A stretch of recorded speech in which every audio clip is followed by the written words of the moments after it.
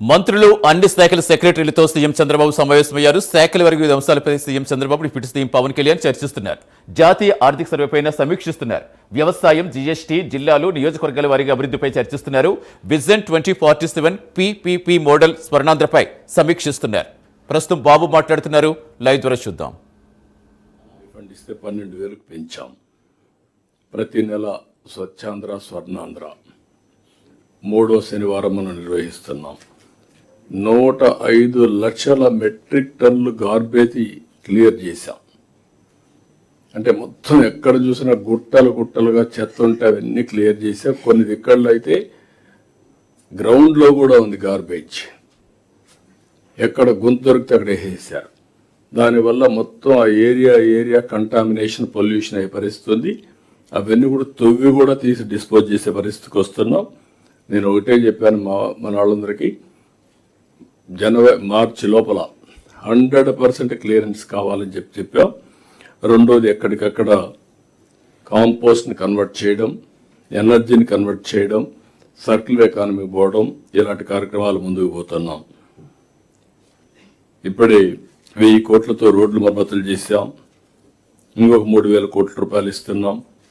పల్లె పండుగ ద్వారా దగ్గర 4,000 కోట్ల రూపాయలు రోడ్ల నిర్మాణానికి ఖర్చు పెట్టే పరిస్థితికి వచ్చాం.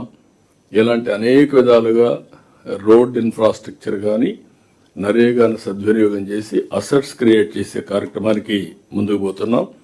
ఇప్పుడు జీరామ్జీ కొత్త ప్రోగ్రాం తీసుకొచ్చారు. దానికి కూడా మనం ప్రిపేర్ కావాల్సిన అవసరం ఉంది. దీనివల్ల రాష్ట్రంలో ఉండే ఇబ్బందులకు అదనంగా కొన్ని ఫైనాన్షియల్ ఇబ్బందులు వస్తాయి. ఈవెన్ దెన్ అవుట్ అధిగమించుకొని దాన్ని ఆడుకోవాల్సిన అవసరం ఉంది. 25 కొత్త పాలసీలు తీసుకొచ్చాం. పరిశ్రమలకు రాయితీలు అన్నీ కూడా ఎస్క్రో ఖాతాలు ఇస్తా ఉన్నాం. 175 MSME పార్కులు పెట్టాం. 1 ఫ్యామిలీ 1 ఆంటర్ప్రెన్యూర్ కాన్సెప్ట్ తీసుకొచ్చాం. CI సబ్మిట్లు పెట్టాం, 2 సార్లు పెట్టాం. ఇంకొక పక్కన ఇన్వెస్ట్మెంట్ని పెద్ద ఎత్తున అట్రాక్ట్ చేశాం. దగ్గర 20 లక్షల కోట్ల రూపాయలు పెట్టుబడులు వచ్చాయి. 23 లక్షల మందికి ఉద్యోగాలు వస్తాయి. దీన్ని కరెక్ట్గా అందరం కానీ పనిచేస్తే ఒక మంచి ఇంపాక్ట్ వస్తుంది. ఇప్పటికే 14 SIPBలు పెట్టి 9 లక్షల కోట్ల రూపాయల పెట్టుబడులు క్లియర్ చేశాం. 8,50,000 మందికి ఉద్యోగాలు వస్తాయి. పంచాయతీరాజ్లో 15వ ఆర్థిక సంఘం నిధులు విడుదల చేపించాం. 95 సెంట్రలీ స్పాన్సర్ స్కీమ్స్ అన్ని రివైవ్ చేశాం. అన్ని డిఫంక్ట్ అయి ఉంటాయి. అదే మరి JJM అది కూడా అస్తవ్యస్తంగా ఉంటే ఈ మధ్య గవర్నమెంట్ ఆఫ్ ఇండియాకి రిప్రజెంట్ చేశాం.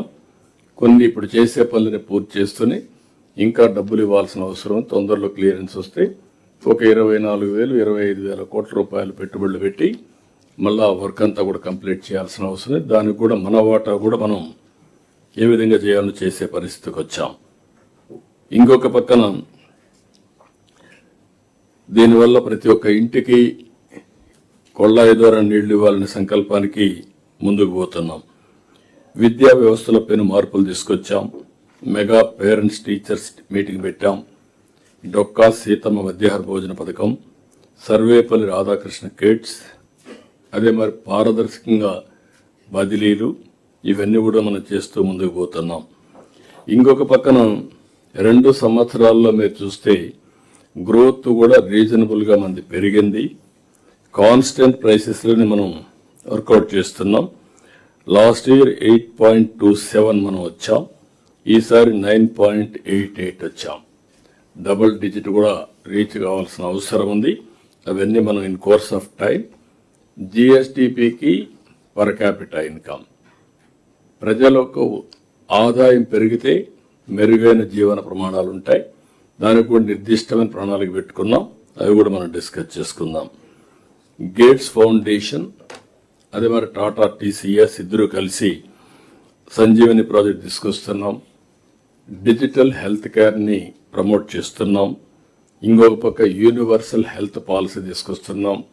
ఒక మోడల్ కూడా తయారు చేశాం.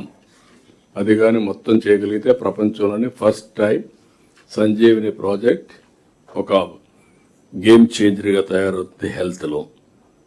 కేంద్ర పథకాలన్నీ పునరుద్ధరణ చేస్తున్నాం. హార్టికల్చర్కి పూర్వోదయ కింద లేకుంటే స్పెషల్ ప్రాజెక్ట్ కింద తీసుకుంటున్నాం.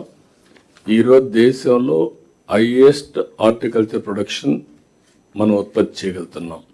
కానీ మన ఉద్దేశం ప్రపంచంలోనే హార్టికల్చర్ హబ్గా రాయలసీమ తయారు చేయాలని 9 జిల్లాలను పెట్టుకున్నాం.